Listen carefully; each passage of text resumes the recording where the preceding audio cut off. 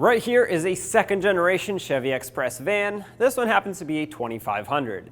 And in this video, we'll go over the top 5 problems we've found with these vans, ranging from simple, easy fixes all the way to things that can be a safety concern. So stay tuned.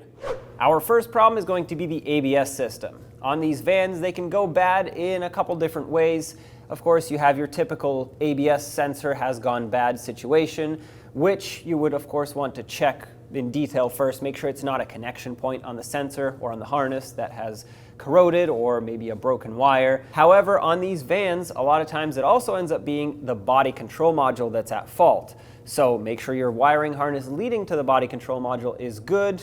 And once you've pinpointed that that is the problem, if it is, the only fix for it is to replace that body control module, have it reprogrammed, and then off you go.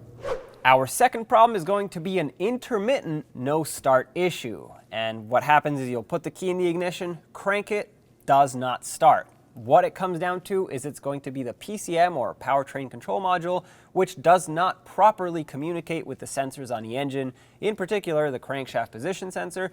Therefore, it doesn't know where the engine is in its rotation, it can't fire the spark plugs, and it can't fire the injectors to put fuel in it.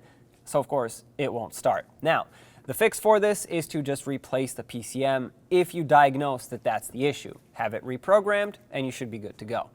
Our third problem on this vehicle is going to be the throttle body. You'll notice a check engine light on your dash, maybe even some reduced power because the motor on that throttle body isn't functioning like it should, so it's not actuating the throttle valve as far as it should when you press on the gas pedal.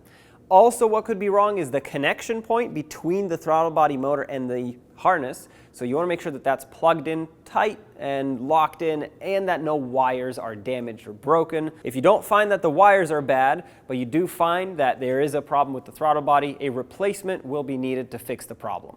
Our fourth problem is going to be the intake gaskets leaking coolant. You can see the engine right there behind me actually. That's how you work on this. It's inside the van basically. You take that cover off, and although it might seem tight, there is plenty of room to work in there. Now, as soon as you think that there is an intake gasket leak, you want to address that because running low on coolant will cause your engine to overheat, could even blow the head gaskets, and now that turns into a huge job. So you want to avoid that by addressing this issue as soon as possible.